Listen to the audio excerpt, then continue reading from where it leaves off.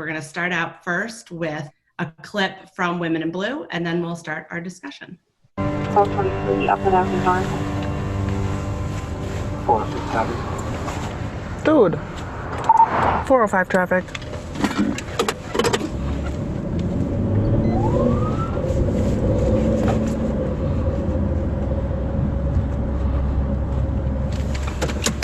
B2, Minneapolis Police 2.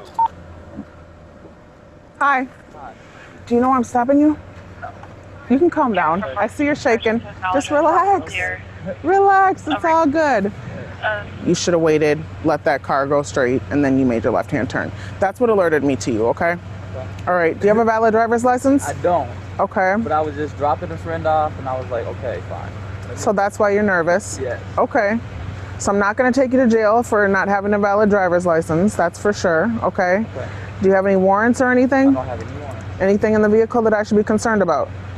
Okay. All right. I'll be right back with you, okay? All right.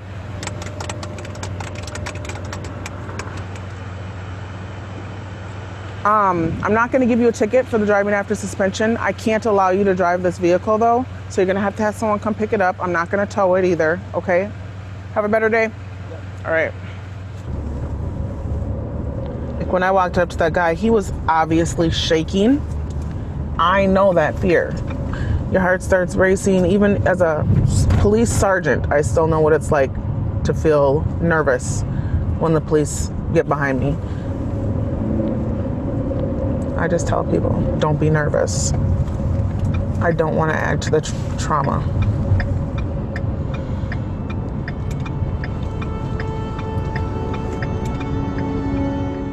So let's start, Deirdre, with you, because that was your film. Explain sort of how you ended up embedded with the Minneapolis Police Department and what drew you to the story specifically about women. I was incredibly upset after Eric Garner was killed by the police in NYPD. It was a couple of blocks away from where I was filming my last film. And I had a friend who was a cop, and I basically actually never talked to her about being a cop because I was in a group of people that tended to be, quite frankly, quite anti the police. And but I asked her, I was so outraged, I asked her if it could have ever happened on her watch. And she said, no, absolutely not. And I just would have started and I would have said, hey, my name is Sally Norris. What's yours? We got to call, you got to move. And that just sort of sent me into this journey of thinking about, do women police officers police differently? Finding statistics going back to the Rodney King incident in LA that they'd used excessive force in radically lower numbers. And just given the prevalence of police violence, I wanted to make a film that followed women officers with this question of can they help stem police violence. And I wound up in Minneapolis because at the time there was a woman chief. She was very interested in elevating the voices of women officers, and she gave us tremendous access to the department. Yeah, and obviously now it's really a time capsule and super timely given what's happened in the last few weeks. CJ, same question to you, and how you're doing, how your former department is doing, and just in light ever since since George Floyd was killed. Well, I think it was very surreal for me to watch the precinct that I used to run burn. And I don't just mean the building that housed my officers. I mean the community in which that precinct is housed and the community that it served.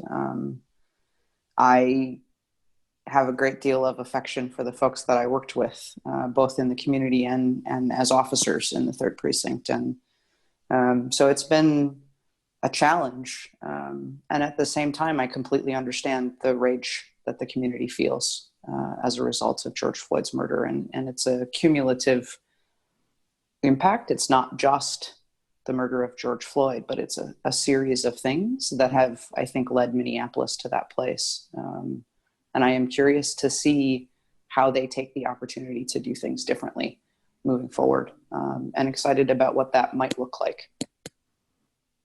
Yeah, for sure.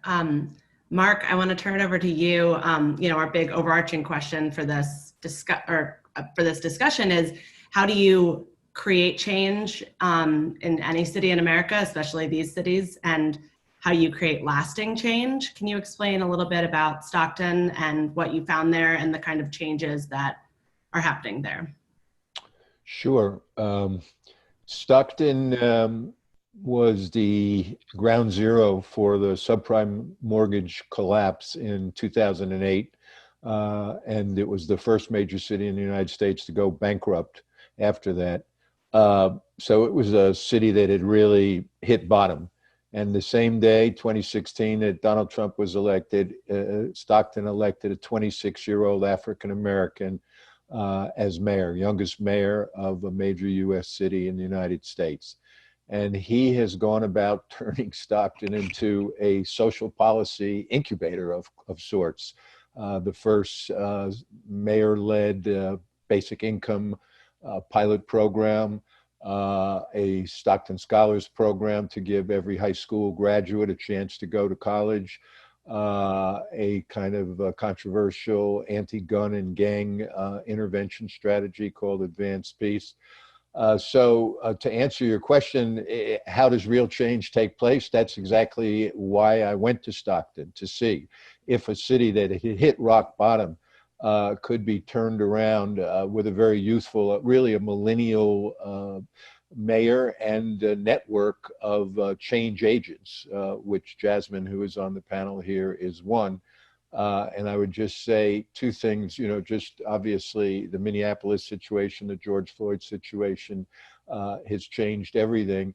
And I was very moved by the film, Women in Blue. And I think the big question everyone is answering is what comes next?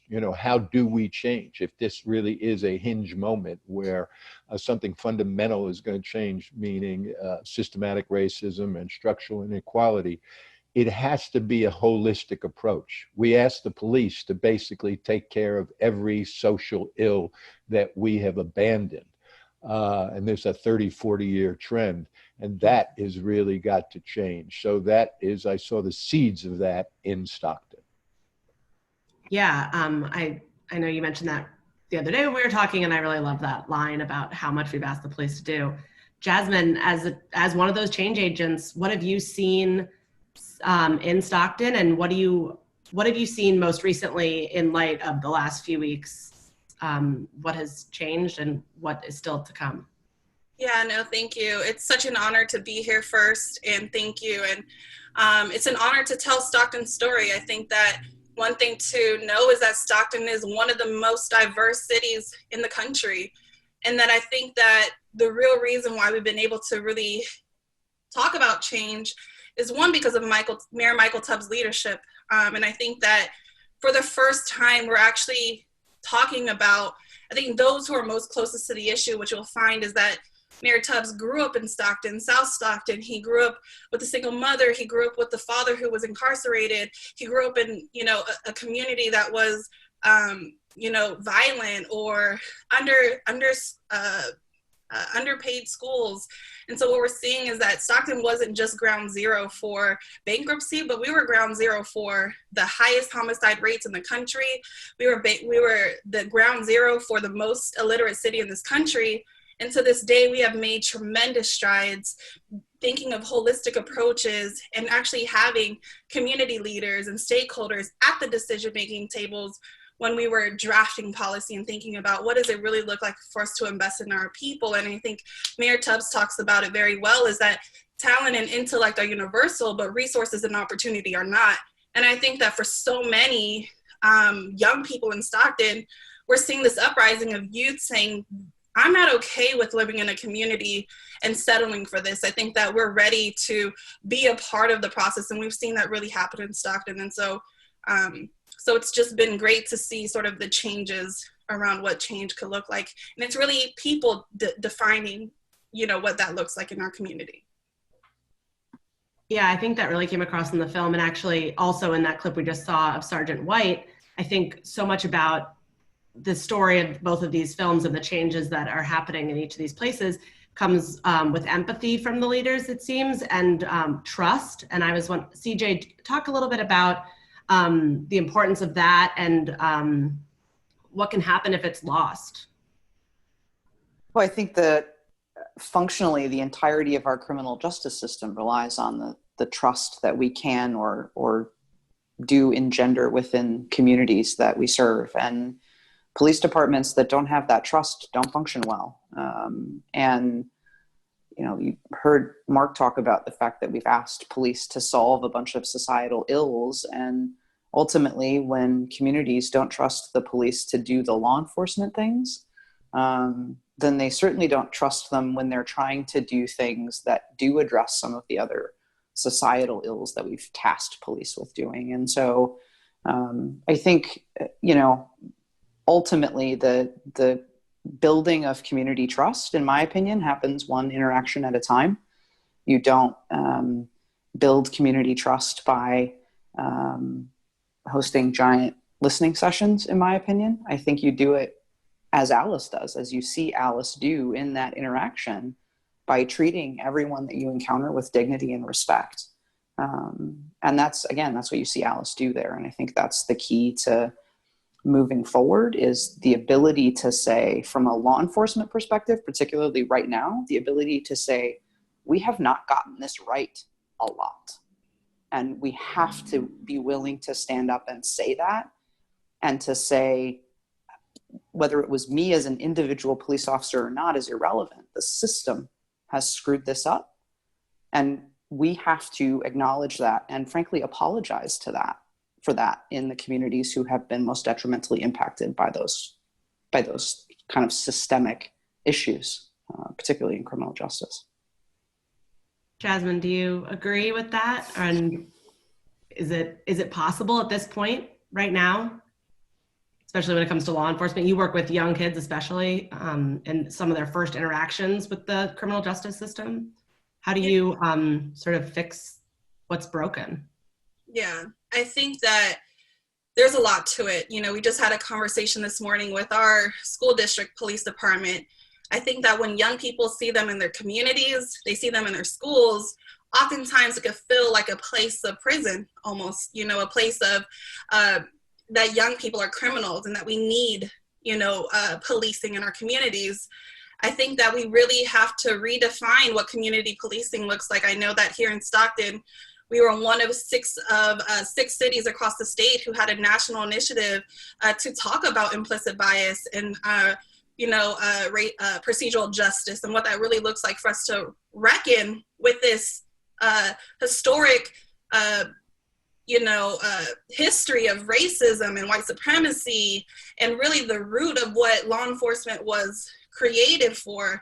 Today is Juneteenth, and to recognize that, like, hey, that these moments of what policing has meant, particularly for Black people in this country, you know, we have to reckon with that thing and not just apologize, but really make these policy changes and take the agency to change the way these structures and systems have been created. And I think that when people and communities don't see that change, there continues to be this mistrust in communities. And so I think that, you know, one, apologies are great, but we also need to have policy to also reflect our words, you know. And so I think in Stockton, we're seeing some changes. I think that really it comes down to that our budgets are really a reflection of our values. And here in Stockton, we're saying that actually we don't think that policing in schools actually builds up the whole child, right? That if we want to have folks, you know, come to calls, should we send mental health clinicians, or should we send different groups of folks to you know, go on calls that may be necessary? So in Stockton, I think that we're building this trust. I think we're still having these courageous conversations, but we're still in it. I think there's a lot. Yeah, it's a lot. Deirdre, another wise line from Sergeant White was, she said Minneapolis was one shooting away from a riot. And you spoke a little bit about just this tension that was building underneath ever since Jamar Clark was killed and other, you know, I know Philando Castile was nearby. Talk a little bit about the tension that you witnessed and a little bit more about these change agents. Yeah, I mean, I think from the very beginning, I do believe that Chief Harteau was trying her best to make, you know, transformative changes. But I think a lot of people in the community never got over Jamar Clark. And that was resonating when we got there 2 years later, because that had happened in 2015.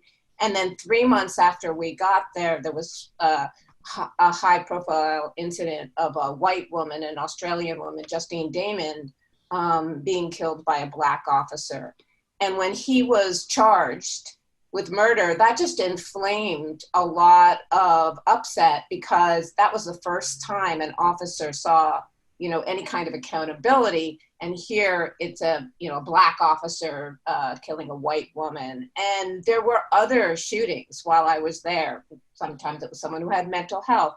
There was actually one shooting that, those of you who saw the film, I watched that shooting over and over again in the editing room. And that was supposedly a justified one because this, you know, he had a gun. But when they came out screaming curses and expletives and he's begging for his life, I just really was, you know, surprised. This is by now Chief Harteau is gone. Actually, some of our characters had already left, but that wasn't broken down as a really problematic situation. Law aside, they came out screaming at him and he was begging for his life. So in my mind, having experienced and watching that over and over, I felt that that was a murder. And so I just feel like it was building up. And I think that, I think there are some really amazing, you know, people and particularly women. And that I just was like, are you a police officer? Because you have very similar viewpoints as people that I know are activists. But I think for me, the film now plays really as a testament that incremental change has not worked and that we need massive structural change. And that's, you know, reallocation of resources. Clearly, I mean, you can't underestimate that city, that Minneapolis, although it has this guise of being a very progressive city and a very sort of healthy city, has just the second worst racial disparities in the country.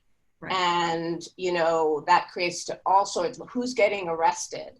And I have to say, while I was there, it is primarily people of color, which is, there's all sorts of complex reasons for that. But I think, I hope that women can be part of this discussion moving forward, because I think they should be at the table and they have a lot to offer. But I do think we need systemic, radical change. It makes you wonder how any city could even have that kind of a reputation when there is that huge disparity like that. Totally. Mark, do you want to jump in here? You used another phrase, which I'm going to steal from you, the other day when we were talking about criminalizing poverty. I thought that was a really good way of putting it, and kind of talk a little bit more about that and what that meant in Stockton. Well, I think what we're talking about here is that you need a paradigm shift. Policing for the last 40 years has been militarized, and we've been in a war. We've been in a war on poor people. We've been in a war on Black and brown people, and we call it the war on drugs. That's kind of the rubric. But it's allowed for, and with support from Republicans, Democrats, Blacks, and whites, it is allowed for this culture to develop that the police are warriors, and they go into communities not to protect and serve, but to go to battle. And they criminalize whether it's smoking a joint or, you know, minor infractions like the one with George Floyd for a $20 bill, a counterfeit $20 bill. Everything has been criminalized, and you see how these things can escalate. So I like the phrase that Mayor Michael Tubbs uses, and he borrowed from a friend, which is, it's time to upset the setup. The setup is that poor people, people that don't have the resources, people that haven't been given the same opportunities, you know, too often the fate is from school to prison. You've heard of the school to prison pipeline, generational poverty, being on the street or in jail. So how do you upset the setup? Tubbs did it, but that's one story. The question is, how do we offer those opportunities for all of our youth? And I think that does come down to redefining what policing is, redefining, you know, you've heard the term community policing, you know, addiction, take drugs. We're now moving in a direction where drugs is a health crisis. Drugs is an addiction is a health crisis. It's not a criminal, and we have so criminalized. In fact, Michael Tubbs' father has been in prison for 25 years. He was in the crack game back, you know, in the day. I hope that what we've witnessed the last few weeks is going to accelerate, I think, a momentum that was already moving in a direction that this system, it's best summed up by a gentleman, Eddie Ellis, who was one of the organizers of the Attica Rebellion, who said the story of the African American is from the plantations to the projects to the prisons. That's the new Jim Crow. And that is what we're talking about. Structurally, we have to change that. But that's not just the police stopping you. It's the education. It's can you get health care? It's can you get decent food? It's do you live in a neighborhood where pollution is raining down on you? All of those things are part of upsetting the setup. Okay, so you teed that up perfectly for Jasmine and for CJ. CJ, why don't you go first on the militarization of the police and everything else, and then we'll have Jasmine take it from there.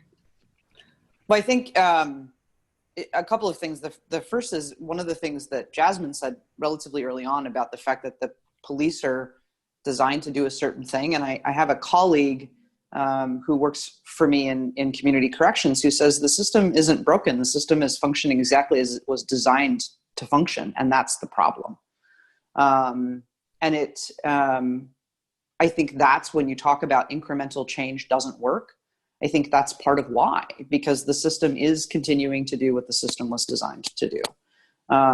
Jasmine talked about the history or a little bit about the police came from a particular place. In the South, a lot of the policing came from slave patrols. I mean, that's part of where it came from. And if we don't acknowledge that history, we lose the ability to learn from it and to do better. And I think that the other thing that I would say is that making sure that when the incremental change, because sometimes that's where you have to start, making sure that it is institutionalized in the way that we have institutionalized those things that don't help, the way that we have institutionalized systemic racism, and flipping that switch so that we get to a place where what we're institutionalizing is the opposite of that. That's where the broader change comes. And I think the other point that Jasmine made about budgets reflecting values is incredibly important. We are having that as a director of a corrections agency. I am having budget conversations right now. And around our table, when we talk about budgets, we talk about, does this reflect our value? Does this reflect our desire to reform the system from within and to reduce the disparities that are inherent in the system? And if it doesn't, why are we talking about it? That doesn't always work. There are administrative things that have to be included in budget planning and all of that, but it is a central part of the conversation. And I think about change overall long-term, and I think about in watching the video of the murder of George Floyd, caused me to do a great deal of reflection. As I said, that was the precinct that I ran for a year. And all I could think in my head is I didn't do enough. I didn't do enough. I didn't change enough. I didn't get enough people to come on board with the direction that I think we were going, because I believe if I had, that wouldn't have happened. That's the place that I sit in. And so part of my reflection and part of my getting past incremental change and trying to do something different is really wanting to make sure that I am not in that space again, that I do enough this time around with the opportunity that I have in community corrections. Jasmine? Yeah, that's a lot. I mean, I think that, of course, history repeats itself if we don't learn from its past. And, Mayor Tubbs, in one of the scenes, you'll see that he sort of addresses that, yes, people make choices and that people should be held accountable for sure, but that also we need to hold the system accountable for the policy decisions that they're making as well. And so to your point, I think that, again, the system is actually working in the way it is, and that we must completely radically change the system to work for who it should be serving. And also just around this conversation around poverty, I think that, there's nothing inherently there's no dignity for people who are working multiple jobs, who are working 14 hours a day and still have to pay, don't have enough to pay bills. We have young people who are, oftentimes a lot of my youth who are saying, can you help me, start a resume because I need a job at 14, 15, 16 years old, because they're feeling this weight and pressure that they must provide for their families. And so, and in the film, you'll see that there is a really beautiful sort of memoir with a young person who's in this film who you can see is carrying the weight of his family, where his parents are saying, I want you to see you go to college. And for a young person to have to carry so much weight to provide for a family, to be the man of a house, I think you have to really reckon with ourselves. Is that what we really want to do? Is that what we want our young people to grow up in every single day, to have to carry that much pressure? Or do we want to grow up in a world that actually imagines where young people can thrive, go to college, still provide for their family, and live a wonderful life? And I think that we have to continue to push ourselves to say, is this what we would even want for our own children? And I think that many times we make policy decisions that aren't about us, but about other people. And then we realize, dang, I wouldn't want that to happen to my own child. And so if we can, I think that, again, like the beautiful thing I also appreciated about Women in Blue was that I believe women lead the way. And you'll see that in the film that, a lot of Michael's policy decisions and making stem because he was backed by 3 powerful women who really led his thought around having, a life that, would Jesus do this? Would, is this what I would treat my neighbor? Is this how I would treat someone who is in need of money or a support, or who's incarcerated? You got a mother who's strict, strong, and powerful, and saying, keeping someone online. Then you got an aunt like who I see myself with my nieces and nephews, who's like, how can I help you? What do you need? And if you grow up in a world with women, I think we make decisions and we actually lead the way. And if anyone wants to, know what the future looks like, I think you should ask women, because I think we know the way. And particularly also ask women of color, because I think that we know the way, Black women know the way to lead. And I think that we must listen to them and let them lead, honestly. So I think that it was a really good point to just say that, like, I think women bring dignity. I think they bring humanity to in life to what is actually happening. And you'll see that in our film as well, that if we embody that type of leadership, I think the world could be a better place. Deirdre, you want to jump in on that? Yeah, I mean, it's funny because when I saw the film, because I'm making this film, I think a lot about women, and people say, what about men? And I'm like, yeah, if they're kind of like nurturing and caring. And then Michael is just this incredible example. I mean, look, if the world was filled with men like Michael, we might not have this thing, but we should have police departments that reflect communities.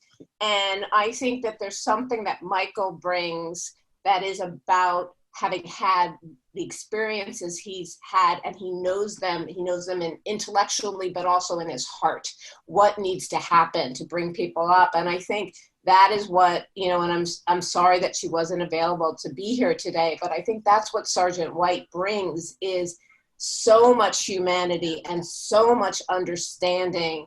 And, I know she sometimes feels like it's a lot of weight on her.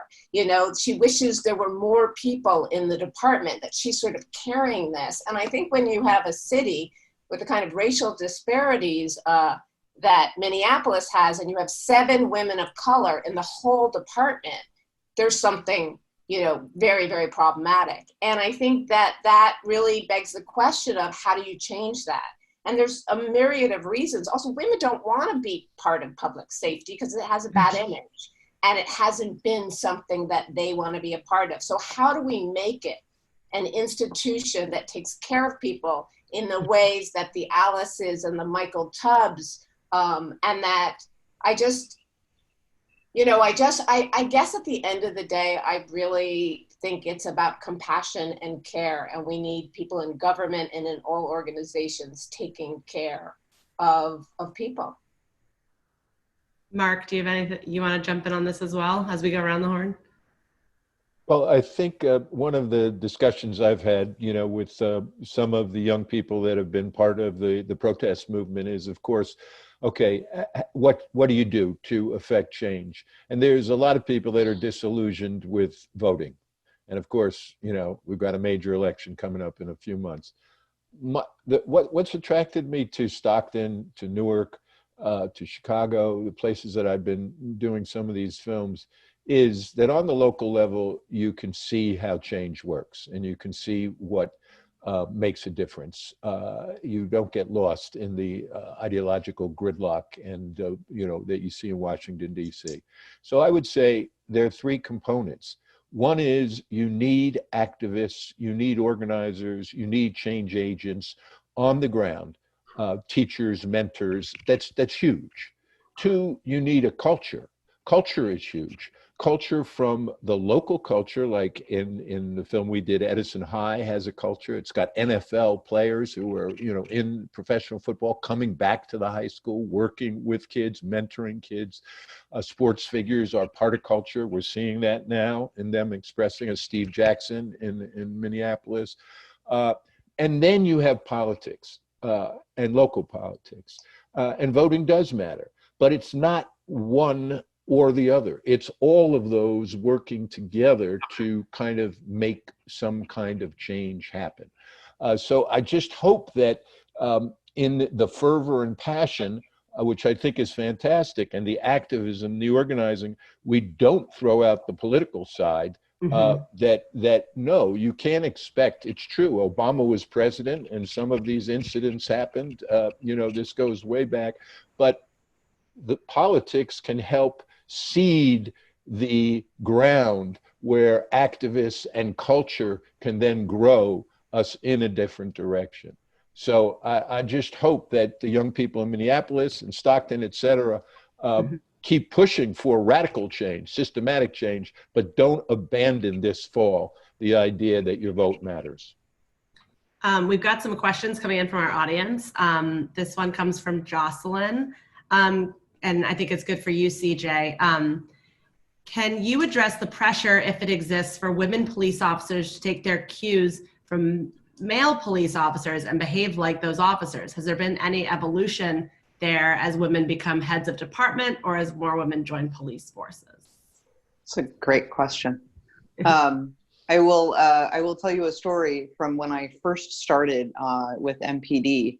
And I was riding with a male field training officer, and his normal partner was working an off-duty job, so basically providing security at one of the businesses on Lake Street. And we were there having a conversation with him, and there was a domestic violence incident that was occurring literally across the street from us, and it erupted in a parking lot across the street from us.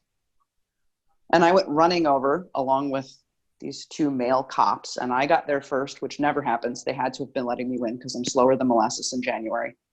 But I got there first, and the domestic involved a male and a female partner. And I grabbed onto the guy and took him to the ground and got him in handcuffs. And the three male cops looked at me and went, "Oh, okay, she can stay." It was this notion that as a woman, I had to prove that I had the physical skills necessary to do the force-related work. Right. That sometimes is a necessary component of what police do. Now, the other side of that coin is I, for a very long time, worked with a female partner on the street, and we never got in fights, ever. and my male colleagues were getting in fights every other week. And we could never understand why until we figured out that it was that we talked to people differently. And this notion where when you walk in as a female officer, and I've heard Chief Chido talk about this, about the fact that, you know, she's 5'4". She's not going to do things that are going to result, like physically, she's not going to win a fight, basically. She has to talk her way out of it. And I think as women, we end up in a space where that's sort of how we're taught anyway, is to talk our way out of things or to talk our way through things. And I think that serves us really well. And in terms of whether or not that culture is changing, I think in some spaces, maybe.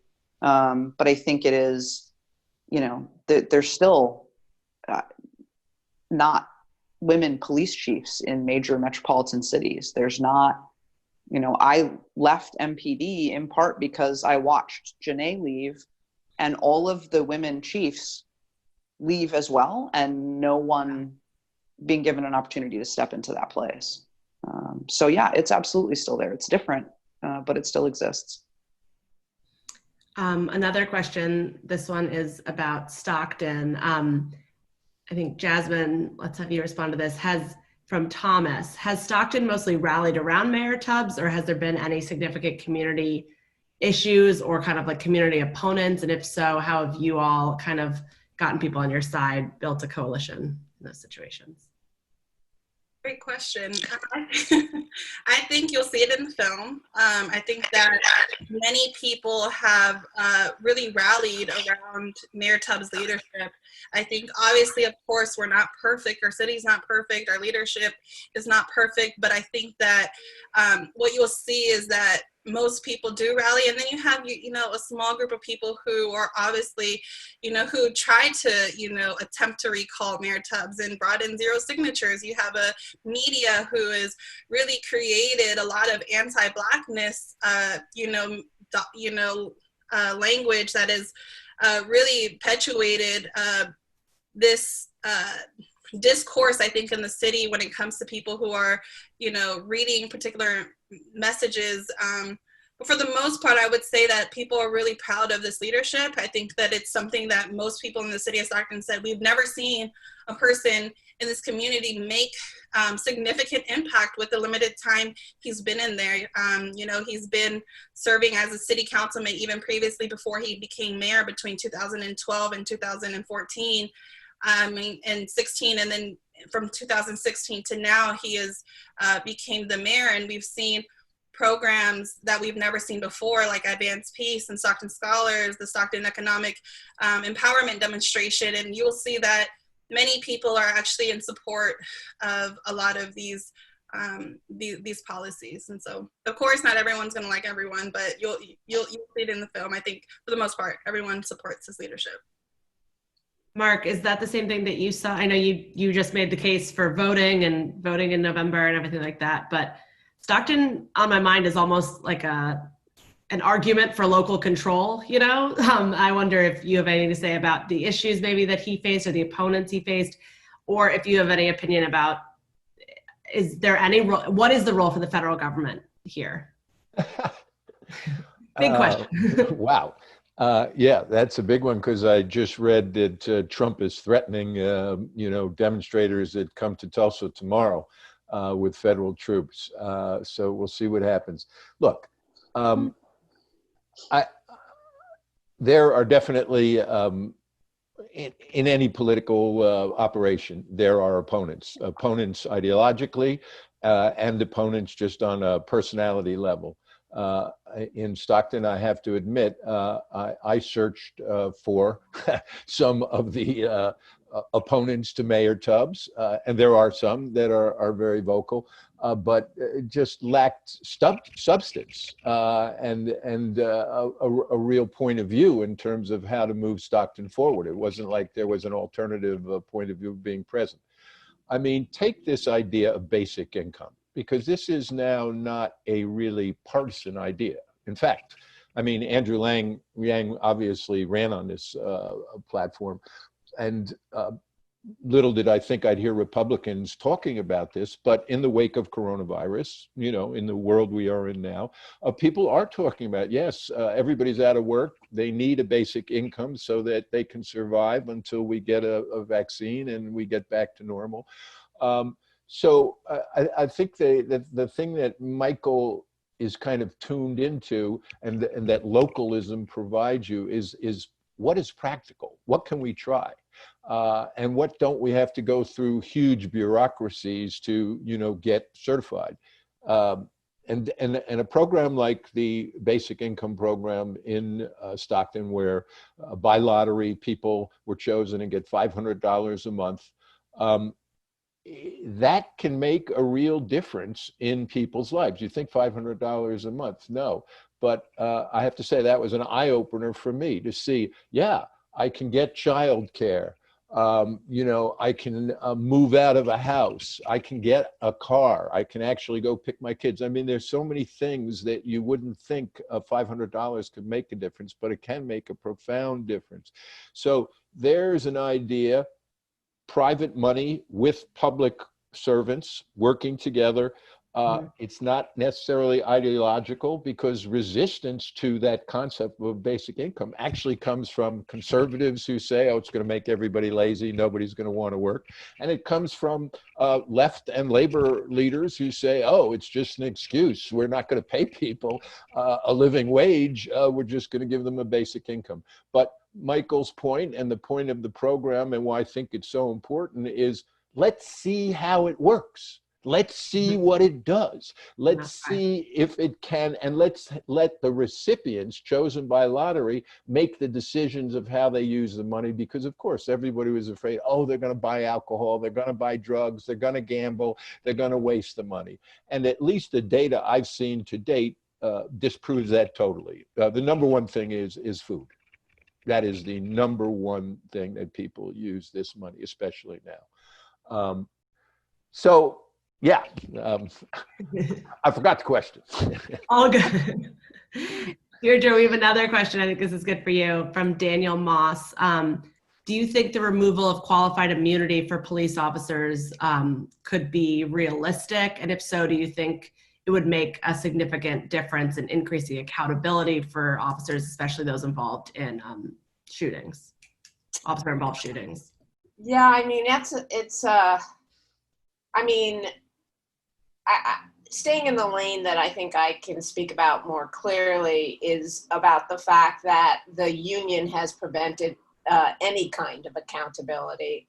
And that was a real eye-opener and really shocking to me when I went to Minneapolis, to see that Chief Harteau fired people, and not like easily, you know, like it went through internal affairs. It went all the way through. She decided this person is an egregious cop. They should not be on the street. They're a liability. And then 2 weeks later or a month later, they'd be back in the department. So, you know, it's just sort of like, how could you have a system like that? Clearly, the accountability or the lack of has allowed officers to do all sorts of things. And I think accountability is one of the hugest hurdles we have. On the other hand, and this is where it gets so sticky, you know, with how do you, you know, just reform a police department when you have these unions and you have, you know, you might have a progressive, you know, Chief Harteau was a progressive chief, Chief Rondo was a progressive chief. Bob Kroll is a white supremacist who will back up a cop. You know, he still backs up Chauvin, who murdered George Floyd. So when that, you know, that's where you've got to see the system is actually working. You know, what was the system set up for? Well, the unions were set up to prevent accountability. And so I think that's kind of a number one issue. DJ, do you want to jump in on that audience question as well? Yeah, I mean, I think one of my roles, I mean, I spent 2.5 years working in internal affairs, doing investigations in internal affairs. And I think one of the things that I came away with more than anything else is not just about whether or not qualified immunity is a good thing, because I don't we also live in a very litigious society, right? So there are lawsuits that come forward that don't actually have merit. And because municipalities and political entities in that way tend to be pretty risk averse, there's a lot of settlement that happens even when an officer has not done something wrong. There's also cases that get settled that frankly probably would be better going to court, because that would serve the victims of the police violence better. But it is also a space where I think about it, and I've heard it broached in the sense of, how about we make officers carry what is akin to malpractice insurance, right? It eliminates this qualified immunity question. And there was a time in my career where I thought that was a terrible idea. I don't think that's a terrible idea anymore. I think that, you know, there's all kinds of professions where there are other ways officers could deal with legal fees and all that kind of stuff if they were to be sued. But I also think that fundamentally it goes deeper than that. And I talk about it as, you know, the legal standard related to using force has to do with the Graham versus Connor case, and it has to do with looking at an incident from the perspective of an officer on scene without the benefit of 20/20 hindsight, and that's how you determine reasonableness. And I think fundamentally we need to redefine what it means to be what it looks like to be a reasonable police officer. Because I think that's part of the issue, is that you'll get cops who come in and say, no, this is completely reasonable and this is why, and here's because it's how we were trained. Whereas the community clearly says, I don't really care how you were trained. This is unreasonable and we don't accept it. And law enforcement hasn't done enough to address that and to listen to what the community is telling us about what they want. Since we have 10 more minutes, I'd like to go around one more time and on this question of how we make real change. Jasmine, you know, part of your work, obviously a huge part of your work, is the school to prison pipeline and closing youth prisons and doing that work. That is huge structural change. You know, where do you see that, at least in Stockton, in the next 2 years, 5 years, and how do you go about that huge challenge? No, thank you. And thank you for this opportunity, for being here. Really grateful to share Stockton's story. I think that we've seen real change. How we will see real change is that, a few announcements. And just 3 weeks ago, our governor, Gavin Newsom, made an announcement that he will plan to close all 3 youth prison facilities in the state of California beginning January 1st of 2021. Now, this was a big part of our advocacy. We fought very, very hard for this. And we're seeing changes already where we are understanding that we shouldn't be incarcerating young people, that we should actually be radically thinking about what it looks like to heal, and having a very healing-centered, trauma-informed framework around supporting a young person. We're actually having conversations right now as we speak with our board in Stockton Unified, whether or not we think that the police department should continue to exist in Stockton Unified.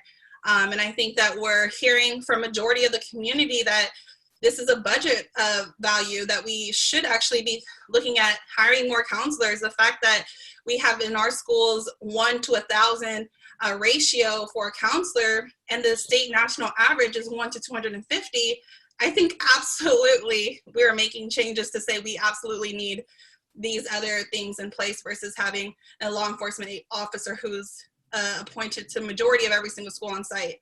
And so I think in Stockton, we're seeing tremendous change. We're seeing policy changes around now young people having the choice to choose to go to college by having A through G, which is the California requirement to attend a university, as the actual requirement for students. And so I think real change is going to just take people to come together and understand that it's not going to be just elected officials who has to do this. It's going to take normal people like you and I, who everyday people who are going to have to push our leaders to be accountable. And we're seeing these small strides. Is it perfect? No, but I think that we're continuing to build the framework and the structure and balanced community that we hope to see, the beloved community that Dr. King talks about. And it's going to take us to have agency within ourselves. And I hope the film sort of gives you an opportunity to find your own agency.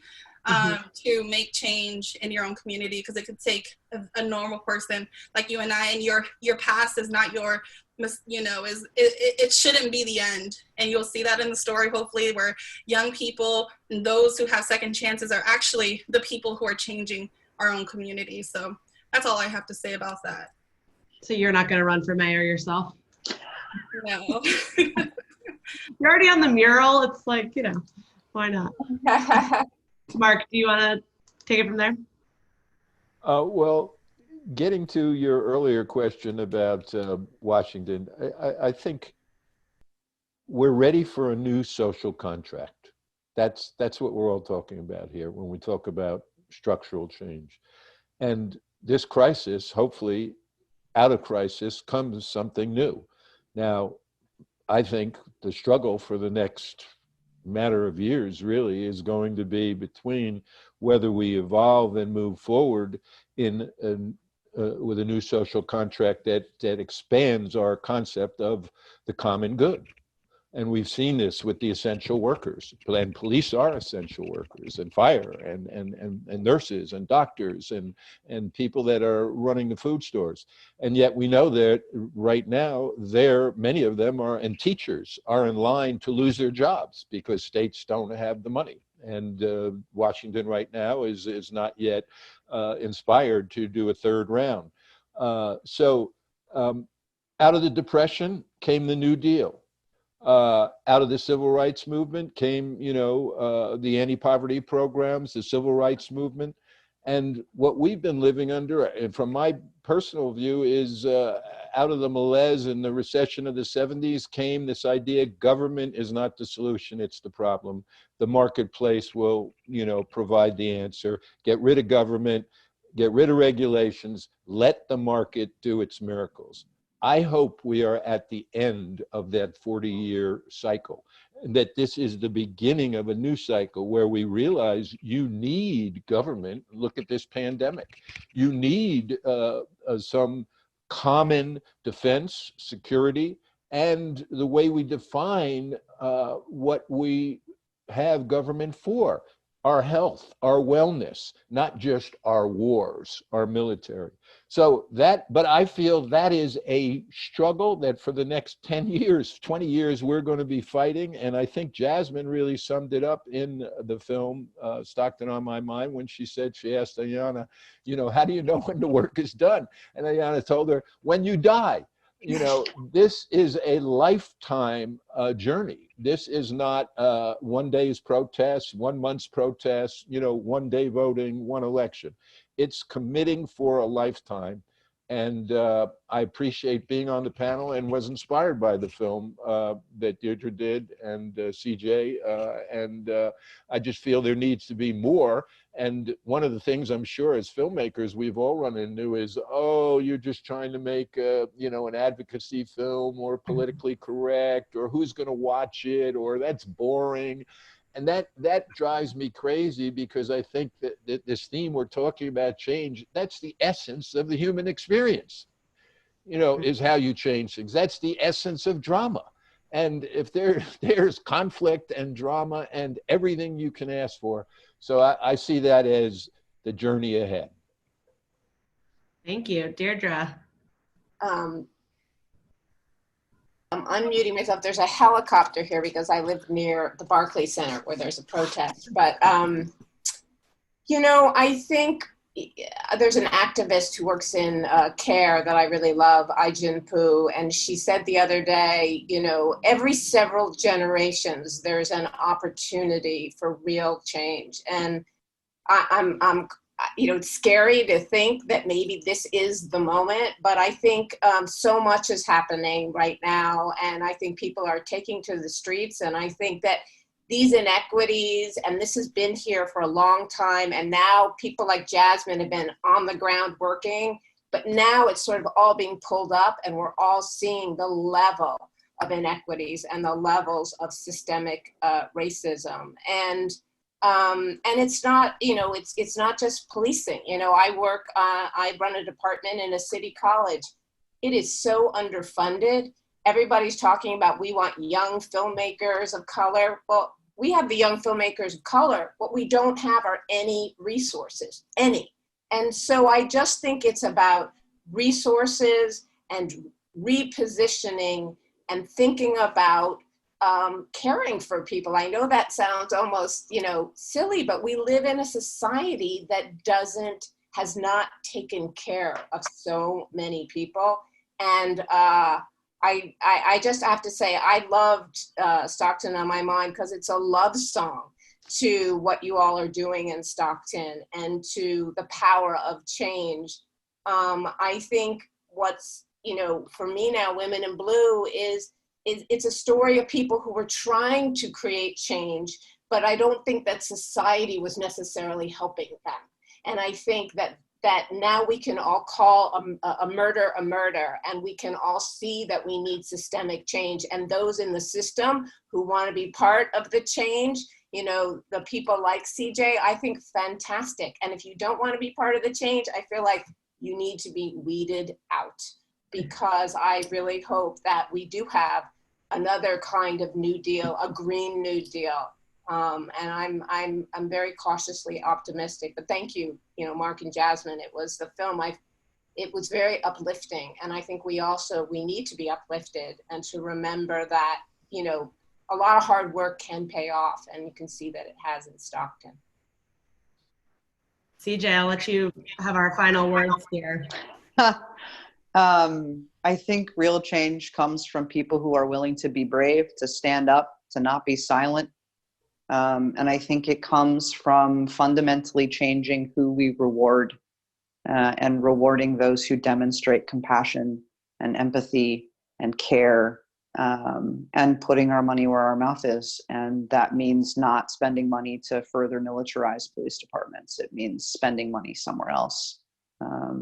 But I think most importantly, it's about this. It's about conversations and using those conversations as a way to move the things that really will make a difference. So thank you for the opportunity.